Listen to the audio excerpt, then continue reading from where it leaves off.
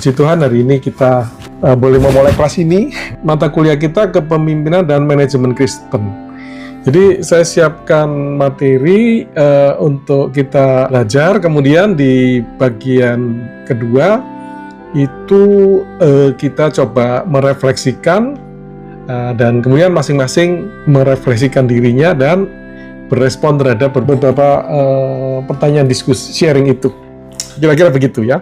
Jadi mudah-mudahan materi yang saya siapkan cocok untuk waktunya, sekitar 60 menit. Kalau nggak salah ini kan 2 jam ya. Jadi 60 menit atau mungkin lebih dikit untuk materi dan sisanya untuk sharing ya. Baik, jadi topik pertama kita adalah ini, pengantar kepemimpinan Kristen ya. Pengantar kepemimpinan Kristen, panggilan dan tujuan ilahi kepemimpinan itu. Jadi apa yang ada di PPT ini itu ada di materi yang akan saya kirimkan. Jadi nggak perlu dicatat. Ya. Catat kalau mau mencatat hal-hal yang di luar materi ini. Ya. Jadi di dalam satu organisasi, kepemimpinan adalah salah satu aspek yang sangat penting ya, kita tahu itu. Di samping tentu faktor-faktor lain ya untuk menjadikan sesuatu organisasi itu berhasil. Ada faktor budaya yang dibangun, ada struktur, jadi organisasinya seperti apa, kemudian juga sistemnya ya, bagaimana roda organisasi dijalankan.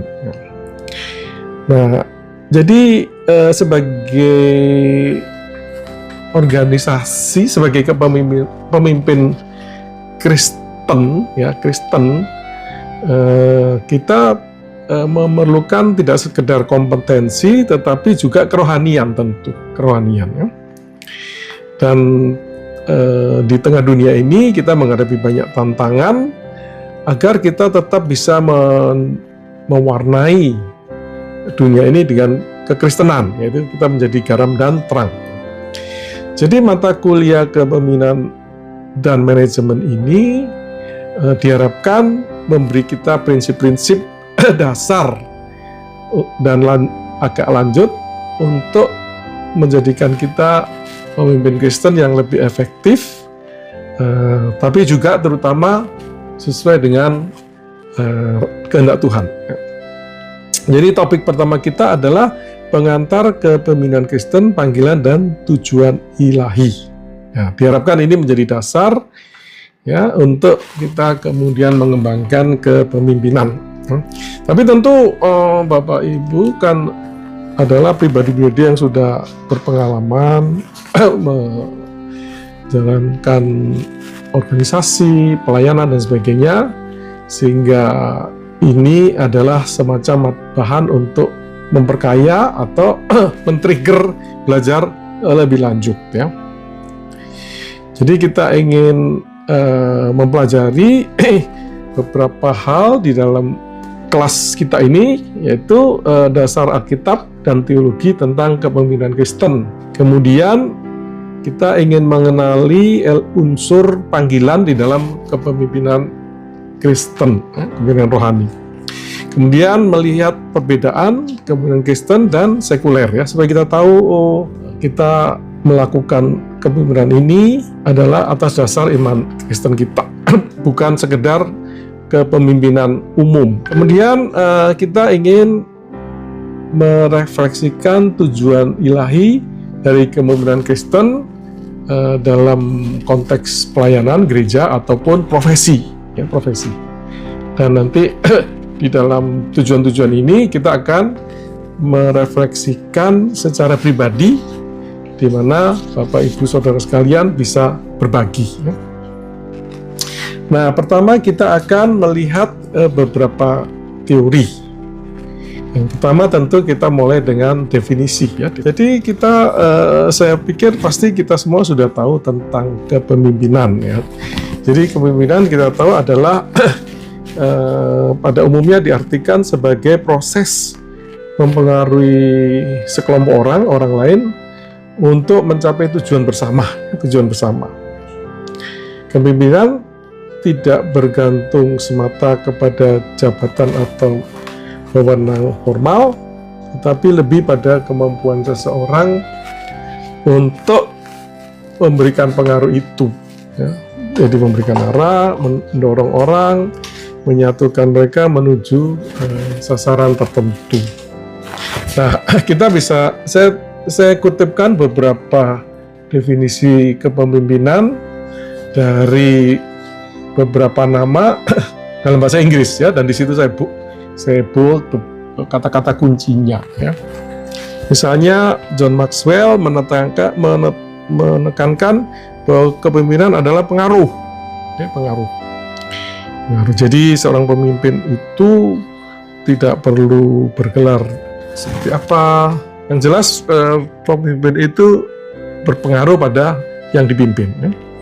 Kalau Peter Nordhaus itu menggambarkan kepemimpinan sebagai proses mempengaruhi untuk mencapai tujuan bersama, ya, tujuan umum.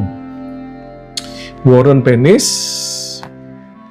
berbicara tentang kapasitas seseorang untuk menerjemahkan visi menjadi kenyataan, ya. Sebenarnya agak kayak manajemen, ya.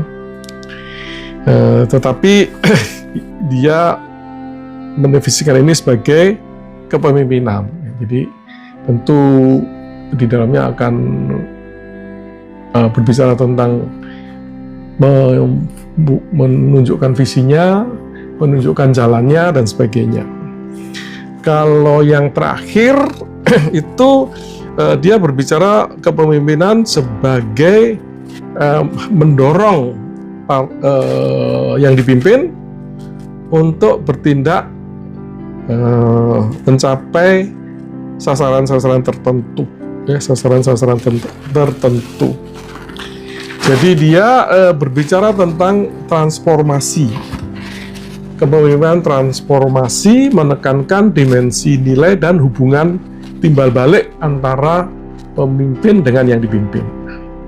Jadi elemen penting dalam kepemimpinan yang bersifat umum ini, sekuler ini, tentu kita bisa melihat pengaruh, ya, bukan posisi. Jadi kepemimpinan itu adalah pengaruh, utama sekali pengaruh. Jadi kemampuan sang pemimpin untuk mempengaruhi yang dipimpin, dan di dalamnya itu ada istilah yang sekarang yang banyak digunakan, yaitu menginspirasi, ya, menginspirasi. Jadi sebagai pemimpin umum, saya dan saudara mempengaruhi dan menginspirasi. Jadi kita harus punya kepribadian dan pikiran dan segala hal yang menginspirasi orang yang kita pimpin, ya. Dan kita lihat di dalam definisi lagi berbicara tentang hubungan, ya, bukan dominasi. Jadi mempengaruhi bukan maksa, ya. Jadi berbicara tentang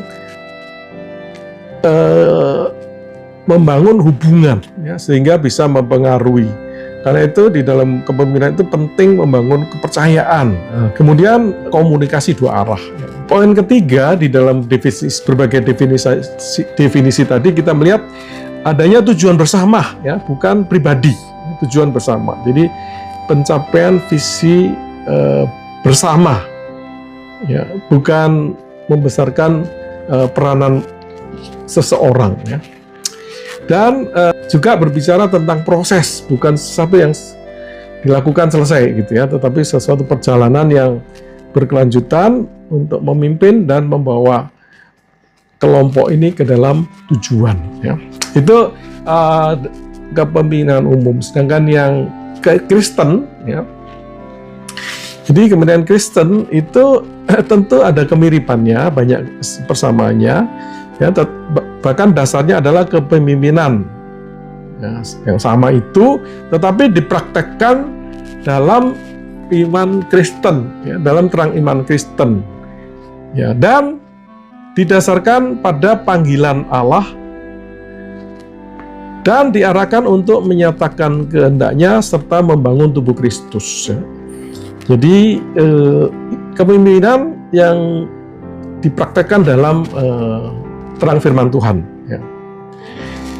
Jadi ini tidak berbicara tentang pengaruh dan arah, tetapi berakar pada panggilan Allah. Tapi juga nanti kita bisa lihat pembentukan karakter Kristus di dalam sang pemimpin. Nah, berikut ini ada beberapa definisi yang saya ambil dari Henry dan Richard Blackaby. Ini berbicara tentang menggerakkan umat kepada agenda Allah. Jadi masing-masing penulis ini tentu punya sisi pandangan sendiri-sendiri ya, tapi pada umumnya saling melengkapi ya, tidak saling bertentangan. Kalau Robert Clinton ini seorang penulis, seorang peneliti dan penulis leadership, berbicara tentang pemimpinan Kristen sebagai kapasitas yang diberikan Allah dan tanggung jawab yang diberikan Allah untuk memimpin, ya. Memimpin umat Allah kepada tujuan bersama, tujuan Allah. Bill Hybels ini juga terkenal, banyak bukunya di Indonesia. Ya. Dia berbicara tentang mentransformasikan orang ke dalam situasi yang lebih baik dalam rangka melayani Allah. Itu Bill Hybels nomor 3. Kalau nomor 4 juga sangat terkenal ya, di Indonesia banyak sekali bukunya, John Maxwell. Jadi dia sebenarnya memiliki sejumlah definisi ya. Nah, ini satu definisi yang bisa dikutip dari John Maxwell. Pemimpin dikatakan adalah memiliki ya, memimpin tapi dia memiliki karakter Kristus dan semangat melayani sebagai inti dari kepemimpinan itu.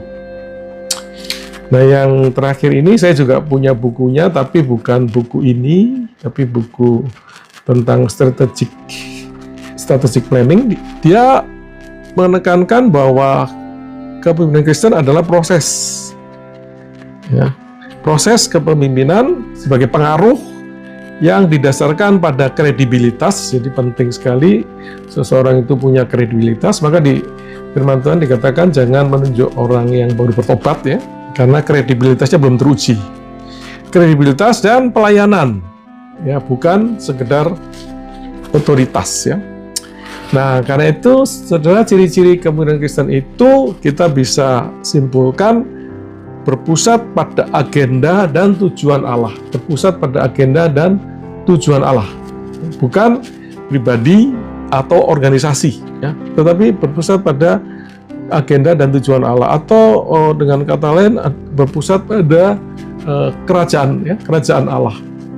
Kedua, berakar pada kapasitas dan tanggung jawab ilahi, kapasitas yang diberikan Allah, tanggung jawab yang diberikan Allah kepada sang pemimpin. Ya. Yang ketiga, memiliki kemampuan mempengaruhi dan menggerakkan atau mentransformasi. Ya, jadi mereka diberikan anugerah, diberikan talenta atau karunia untuk mempengaruhi orang lain, ya, dan mengubah orang menjadi lebih baik, Itu nomor 3. Nomor 4, menekankan karakter Kristus dan semangat melayani. Ya, jadi di dalam kepemimpinan ini sang pemimpin membangun dirinya, mewujudkan karakter Kristus, dan karena itu karakter Kristus, maka ketika memimpin itu adalah melayani. Ya. Jadi memimpin adalah melayani. Yang 5, seperti kepemimpinan umum, kepemimpinan adalah proses, tapi mengandalkan campur tangan Allah, ya, mengandalkan campur tangan Allah. Jadi kepemimpinan Kristen itu adalah panggilan Allah untuk melayani dengan memimpin orang menuju mencapai tujuan Allah didasarkan pada karakter Kristus, ya, diwujudkan melalui pengaruh hikmat Allah yang bersifat melayani, bukan mendominasi. Dan saudara, kita siapa contoh utama kita? Ya tentu Yesus, ya. Yesus itu bisa saudara, ketika saudara baca dan melakukan tentang bagaimana Yesus memimpin, maka dia adalah teladan pemimpin kita yang sempurna, ya. Ya, kita bisa lihat bagaimana Yesus sebagai Allah yang turun ke dunia, kemudian memimpin orang-orang percaya yang dia bangun itu, terutama 12 murid itu, dengan rendah hati dan dengan melayani, ya, melayani, tidak dengan dominasi. Terus panggilan Allah ilahi di dalam kepemimpinan. Jadi kepemimpinan Kristen ini yang saudara dan saya miliki ini tidak dari ambisi pribadi, ya, tidak dari organisasi, ya, tapi dimulai dari panggilan Allah. Jadi inilah awal dari bagaimana kita melayani sebagai pemimpin. Nah, saudara, apa panggilan itu?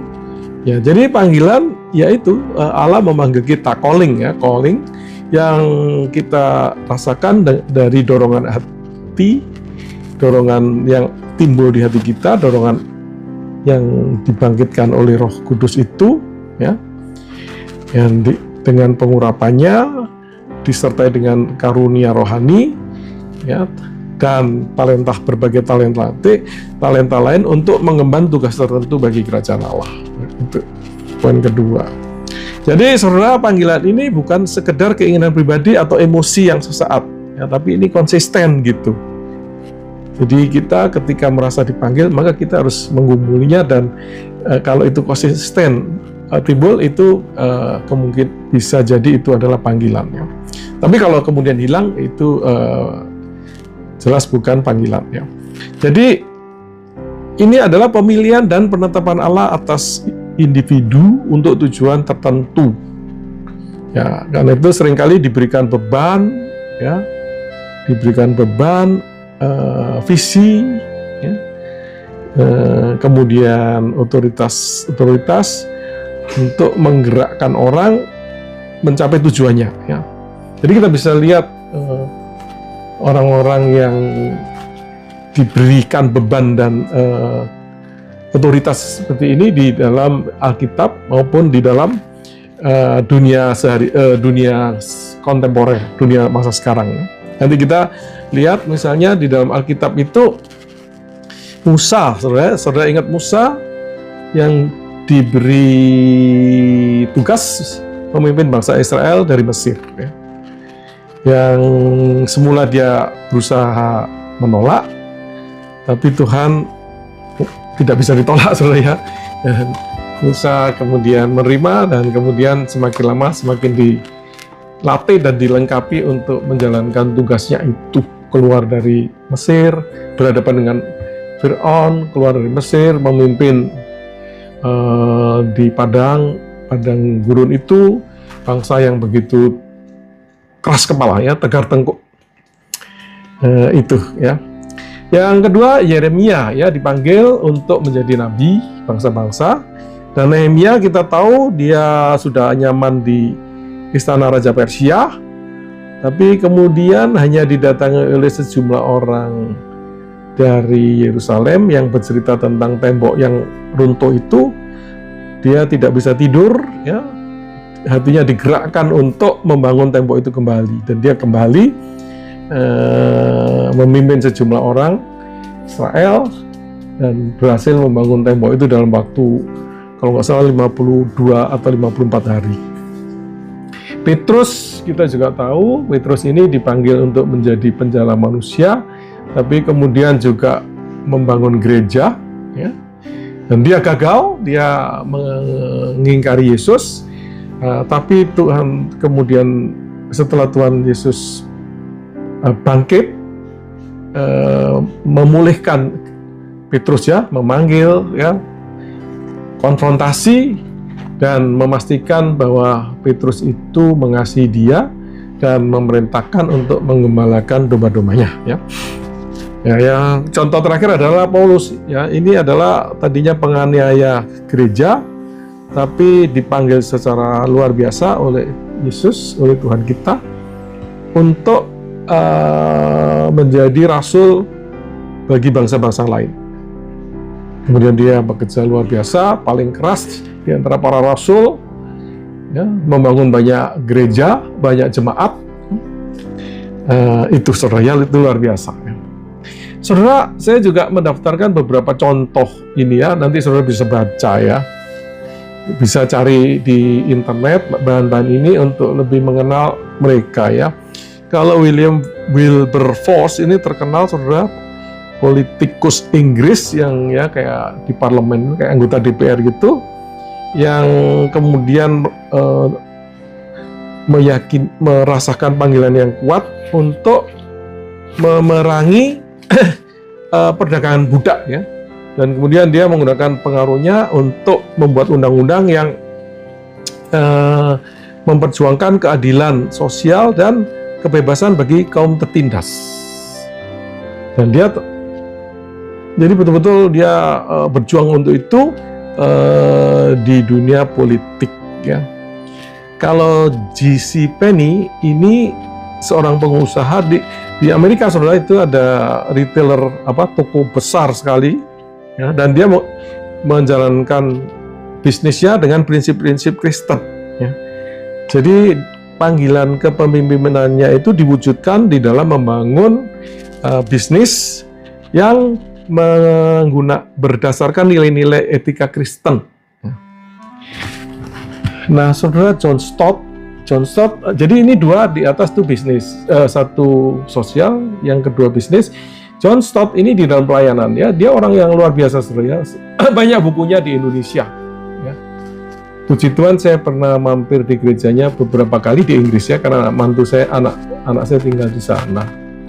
Nah, jadi dia ini orang yang cerdas luar biasa dan punya potensi untuk mengajar, untuk bekerja di dunia sekuler, tapi dia meyakini panggilannya untuk pelayanan pastoral ya, dan mengajarkan firman.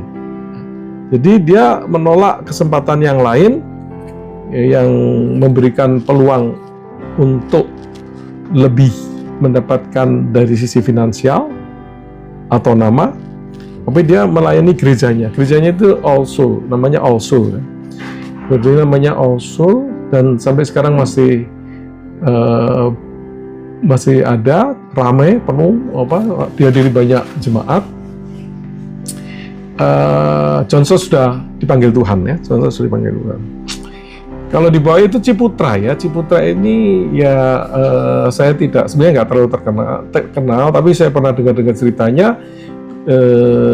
Kristen, dan ketika krisis hebat tahun 98 dia bertobat betul karena dia mengalami kesulitan di dalam bisnisnya, tapi kemudian Tuhan pulihkan ya.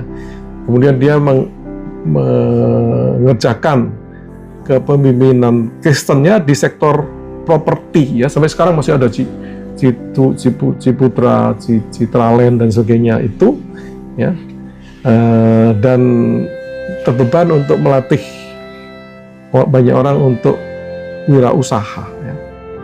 Itu. Jadi itulah saudara contoh-contoh kepemimpinan Kristen baik di dalam pelayanan maupun di luar pelayanan ya, di luar pelayanan. Nah, jadi saudara, apa tanda-tanda bahwa kita itu dipanggil untuk tugas tertentu? Sebenarnya tugas tertentu ya. Ya, salah satu tugas itu adalah kepemimpinan ya. Jadi ini tentunya sesuatu yang mungkin saudara juga pernah alami ya, Ya, satu adalah kegelisahan rohani terhadap suatu beban pelayanan. Jadi merasa ada beban ya, ada beban untuk satu kebutuhan yang sangat kuat, saudara ya.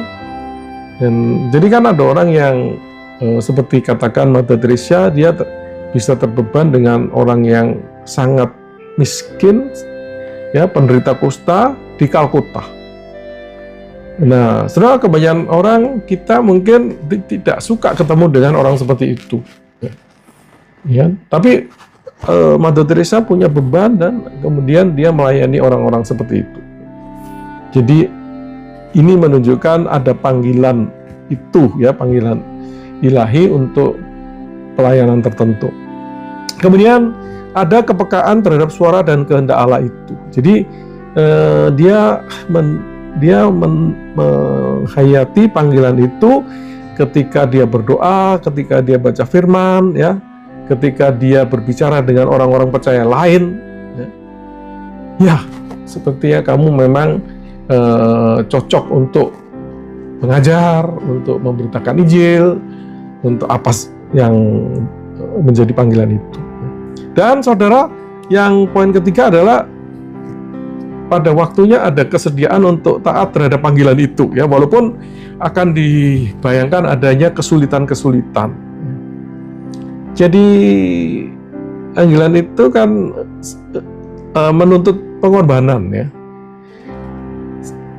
Seringkali di awal, ya, seperti ujian gitu, atau orang pindah zona dari zona yang nyaman ke zona yang Tuhan mau utus, ya. Banyak orang berpikir, ngapain ke ini, ya, maka ngapain harus ke Kalimantan gitu, ya. Sementara di Jakarta banyak jemaatnya kalau pelayanan gereja, ya.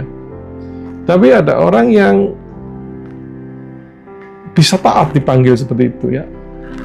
Saya lupa namanya, tapi ada yang sudah pelayanan besar banyak di Indonesia, di Jakarta, tapi tahu-tahu dia dipanggil ke Papua, ya, karena merasa ujung bumi itu di sana, ya, dan kemudian dia melayani di sana, ya.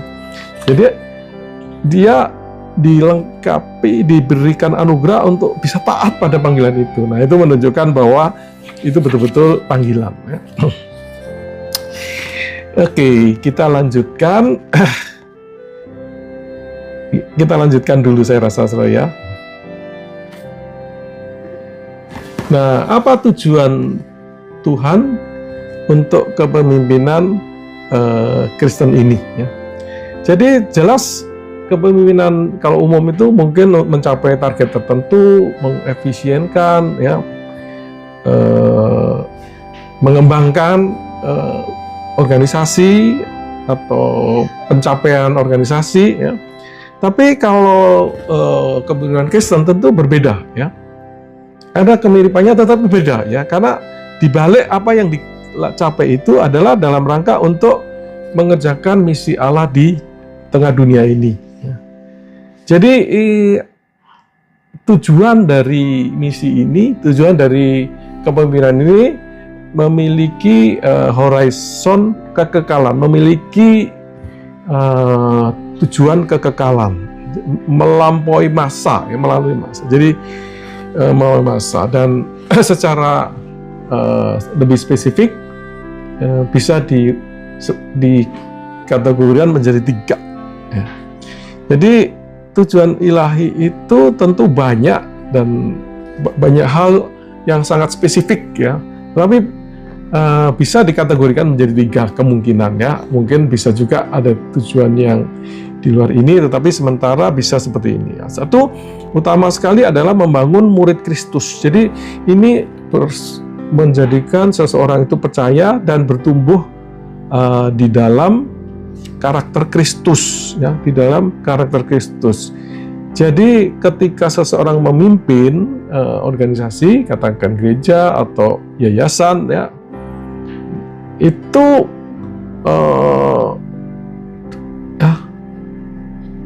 panggilannya itu adalah menuju memperkenalkan orang kepada Kristus, mendidik dia, membimbing dia, membangun pribadi seseorang itu menjadi serupa dengan Kristus. Ya, jadi ini berbicara tentang mentransformasi orang dari tidak percaya menjadi percaya dan kemudian bertumbuh di dalam karakter Kristus itu. Ya, ini satu tujuan. Jadi kalau kita dipanggil dengan tujuan seperti ini, ya ini sesuatu yang kita bisa yakini benar gitu, ya. Kemudian berikut lagi adalah panggilan yang masuk kategori mendewasakan tubuh Kristus. Ya. Jadi kalau tadi bersifat individu, maka di sini tujuannya adalah bersifat komunitas atau jemaat secara keseluruhan. Ya. Jadi pemimpin Kristen di sini berperanan di dalam memperlengkapi jemaat untuk melakukan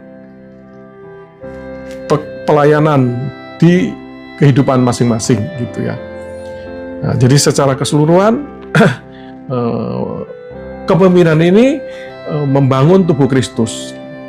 Jadi saudara seringkali hamba Tuhan seperti kita ini atau kita gini, tapi sebenarnya bukan saya ya, karena saya tidak memimpin jemaat ya.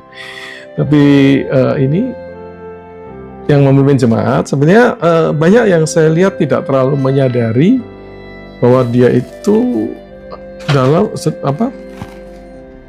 memiliki tujuan membangun tubuh Kristus itu, membangun tubuh Kristus. Jadi di satu gereja yang saya datang itu, dia itu pemimpin baru, kemudian dia menyederhanakan semua proses pelayanan ya. Jadi misalnya pertemuan doa yang tadinya melibatkan banyak orang, kemudian tinggal dipimpin oleh seorang pendeta saja gitu. Jadi saudara itu menunjukkan dia tidak menyadari tugas untuk mendewasakan tubuh Kristus itu secara keseluruhan. Dia pikir yang penting sudah diadakan doa, tidak merepotkan orang, ya. Yang penting sudah doa, tidak merepotkan banyak orang, efisien dan sebagainya. Ya. Tapi saudara dengan tidak melibatkan banyak orang itu membuat jemaat kehilangan kesempatan untuk dibentuk, ya, didewasakan sehingga siap melayani di luar sana. Ya. Itu, jadi itu sungguh disayangkan, tapi banyak terjadi di gereja, saudara, tidak disadari bahwa panggilan kepemimpinan itu adalah mendewasakan tubuh Kristus. Jadi kalau kita itu sebagai pemimpin di gereja katakan, maka pikiran kita itu harus semua atau mayoritas 80% itu harus tumbuh dewasa, ya, melayani, supaya keluar dia juga bisa melayani. Tidak, ya pokoknya gereja ini jalan, pokoknya terjadi doa, terjadi ibadah, ya, orang-orang senang bersekutu. Nah, tidak begitu saudara. Ya, panggilan kita adalah mendewasakan. Artinya dia bisa melakukan hal-hal yang Kristus lakukan. Nah, poin ketiga, ya, adalah menyatakan kerajaan Allah di tengah dunia. Ya. Jadi di luar pelayanan rohani gereja, organisasi gereja, para judge, maka sebenarnya juga kita melihat Alkitab berbicara tentang kepemimpinan itu menyatakan kerajaan Allah di tengah dunia, ya, di tengah dunia. Jadi bukankah doa kita itu di doa Bapa ini, datanglah kerajaanmu? Ya, ya memang gereja adalah satu wujud, tapi wujud yang lebih besar adalah di luar gereja, saudara, ya. Ya, jadi melalui kepemimpinan Kristen ini, maka nilai-nilai kerajaan, ya, itu ingin ditampilkan, ingin dikerjakan, ya. Keadilan, kasih, integritas, kebenaran dan sebagainya. Ya. Di mana saja, ya, di tempat kerja, di masyarakat, di bisnis, ya, di mana saja Tuhan tempatkan kita, maka kita dipanggil untuk menjadi duta-duta kerajaan Allah itu sebagai pemimpin. Ya. Jadi ini berbicara tentang mandat budaya. Jadi setelah penciptaan manusia itu, ya, di Kejadian 1:28, Tuhan memberikan mandat budaya, ya, perintah yang kita kenal dengan mandat budaya. Ya, di Kejadian 1:28 dia mengatakan, beranak cuculah dan bertambah banyak, ya, penuhilah bumi dan taklukkanlah itu, ya, penuhilah bumi dan taklukkanlah itu, berkuasalah atas ikan-ikan di laut dan burung-burung di udara dan atas segala binatang yang merayap di bumi. Jadi mandat ini adalah panggilan yang bersifat universal bagi manusia dari zaman dulu untuk mengelola, mengembangkan, memelihara ciptaan, ya, memelihara ciptaan, menciptakan budaya yang memuliakan Dia. Jadi segala sesuatu dikerjakan, dikelola untuk kemuliaan Allah kita, ya, sehingga Allah kita dikenal di dunia sana. Ya, itu Tuhan punya tujuan itu dikenal dan diterima, sehingga Dia bisa membawa yang menerima Dia itu kepada kerajaannya, ya. Nah, jadi karena itu di dalam konteks sekarang ini, ya, maka menaklukkan dunia itu berarti mengembalikan tatanan yang benar, ya, tatanan yang benar. Jadi segala sesuatu yang dikuasai dosa, ya, dikuasai korupsi, ketidakadilan, kekerasan, itu Allah mau kita pemimpin mengganti dengan nilai-nilai kerajaan, yaitu kasih, ya, integritas dan sebagainya. Ya. Jadi kalau kita masuk ke satu organisasi, katakan organisasi itu korupsi, katakan suatu kantor pajak korupsi, kita masuk sana dan kita naik jadi pemimpin, maka kita harus mengerjakan perubahan di sana supaya nilai-nilai kerajaan ini diwujudkan, yaitu integritas, ya, tidak korupsi. Nah, sayangnya banyak di antara orang-orang percaya ini masuk ke sana, ikut-ikutan, saudara. Ya, jadi bukan pemimpin rohani yang Tuhan inginkan, ya. Kemudian mengembangkan potensi ciptaan. Jadi menggunakan kapasitas dan keahlian yang Tuhan berikan di berbagai bidang ini untuk menciptakan segala hal yang memuliakan Allah, ya, inovasi, keindahan, sistem, ya, yang memuliakan Allah, ya. Jadi, ya, ketika kita melihat satu lukisan, kita melihat penggunaan teknologi, ya, kita itu kalau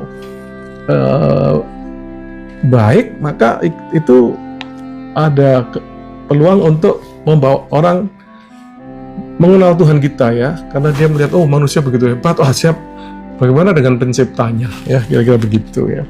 Kalau seseorang bisa melukis dengan begitu indah, maka kita bisa terinspirasi bahwa Allah kita itu Allah yang indah, ya, Allah yang mulia. Dan kemudian menciptakan budaya yang saleh, ya. Jadi melalui karakter dan tindakan pemimpin Kristen di tempatnya, ya, maka bisa diubah, ya, untuk mencerminkan kebenaran dan kebaikan Allah. Jadi sebenarnya di mana-mana kita itu dipanggil untuk mempengaruhi, ya, agar tercipta budaya yang saleh, ya, adakan ibadah, ya, dikatakan di kantor-kantor di perusahaan itu, ya, kalau saudara ada di situ sebagai pemimpin, maka seyogianya mendorong terjadinya persekutuan doa, ya. Dan saya bertanya dengan banyak orang-orang percaya yang hebat-hebat itu, ternyata banyak yang tidak terlalu memikirkan seperti itu, saudara, ya. Jadi itu perlu kesadaran bahwa kita itu dipanggil untuk membangun budaya yang rohani, ya, rohani, di mana kita berada, di rumah, di kantor dan sebagainya, ya. Jadi saudara, kalau pemimpin dunia itu bertanya apa yang bisa saya capai, ya, maka pemimpin Kristen itu bertanya apa yang Allah ingin saya genapi, gitu, saudara. Ya. Apa yang Allah ingin genapi? Jadi kita harus bergumul terus dengan pertanyaan seperti itu, karena sebagai pemimpin rohani, sebagai pemimpin Kristen, ya, tujuannya bukan pribadi, tetapi apa yang Allah tugaskan kepada kita. Karena itu pergumulan kita adalah, Tuhan, apa yang Engkau mau saya capai melalui kepemimpinan saya ini. Jadi itu saudara ya. Nah, saudara, saya bikin tabel yang membandingkan kepemimpinan umum dan kepemimpinan Kristen, ya. Jadi nanti saudara bisa amati lagi. Nah, di situ saudara ada 3, 4, 5, 6, 7, 8 aspek untuk membedakan, ya. Kalau sumber otoritas jelas, saudara ya, kepemimpinan Kristen adalah Allah dan tugas dari Allah. Kalau tujuan, ya, jadi kalau sumber otoritas itu bukan pribadi, karisma pribadi atau jabatan atau pengalaman, tetapi panggilan atau tugas Allah, ya. Tujuannya bukan sekedar tujuan bersama yang dibuat oleh manusia atau organisasi, tapi mewujudkan kehendak dan agenda Allah. Ya. Fokus utamanya bukan efektivitas, produktivitas hasil dunia dan hasil dunia, ya, walaupun itu sesuatu yang nilai tambah, sesuatu yang baik juga, tapi saudara, fokus utamanya adalah ketaatan kepada Allah, pelayanan dan perubahan rohani, gitu saudara ya, yang seringkali bisa tidak efisien secara hitungan manusia. Nah, tetapi secara rohani Tuhan tidak memberi perhitungan, saudara ya, gitu. Nilai dasarnya, ya, kalau di kepemimpinan umum kan etika profesional, efisien, ya, kira-kira seperti itu, ya. Tapi kalau kepemimpinan Kristen, karakter Kristus, ya, karakter Kristus menjadi nilai dasar, ya. Dan wujudnya apa? Kasih, kerendahan hati, integritas, kira-kira itu, ya, yang paling mendasar. Kemudian orientasi relasi, ya, kalau di kepemimpinan umum koordinasi dan motivasi tim. Tapi kalau di dalam kepemimpinan Kristen, maka relasi itu adalah gembala dengan domba, ya. Jadi memimpin, tapi juga memimpin secara dunia, tapi juga terlebih secara rohani, ya. Teladan utama kalau pemimpin dunia kan CEO, ya, pimpinan puncak, ya, atau orang-orang tertentu, ya. Tapi kalau di kepemimpinan Kristen tidak bisa tidak, ya, Yesus sendiri, saudara, sebagai teladan kita. Kemudian sumber inspirasi, kalau pemimpinan umum, pengalaman, teori manajemen, filsafat, dan sebagainya. Tapi kalau kita, saudara, sumber inspirasi kita harus adalah Alkitab, ya, firman Tuhan, ya, Roh Kudus, keteladanan tokoh iman, orang-orang percaya. Kemudian hasil akhirnya, kalau di dalam kepemimpinan umum adalah keberhasilan proyek, organisasi, dan sebagainya. Tapi kalau kepemimpinan Kristen, ya, pertumbuhan rohani, kemuliaan Allah, ya. Kalau itu terjadi, maka itu berhasil, ya. Baik, jadi itulah yang membedakan, saudara, ya. Dan saudara, saya ingin sedikit menambahkan sebelum kita masuk sharing, ya. Masih ada waktu 13 menit, ya. Jadi saya ingin masuk ke poin berikut lagi, kepemimpinan dan manajemen, ya. Tapi tidak terlalu panjang, ya.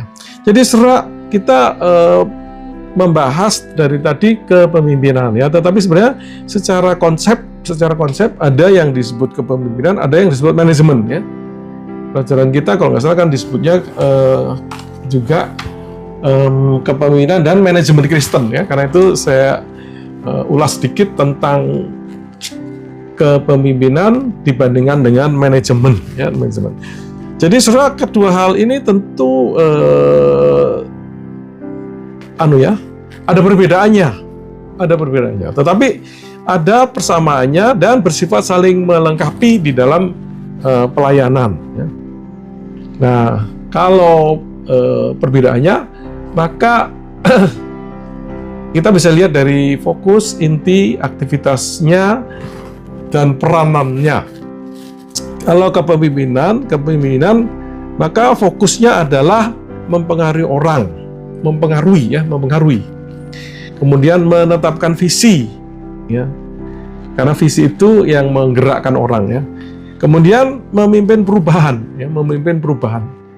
Jadi saudara, tugas saya di kantor saya itu adalah mengubah, ya, tidak mempertahankan, ya, tetapi mengubah untuk menjadi lebih baik.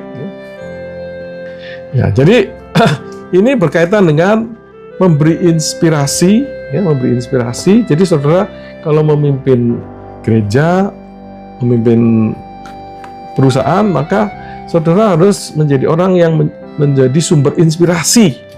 Saudara harus menjadi orang yang berpikir inovasi, ya, menolong organisasi saudara untuk berinovasi, ya, menggerakkan individu atau kelompok menuju masa depan yang lebih baik atau tujuan yang lebih tinggi, gitu saudara.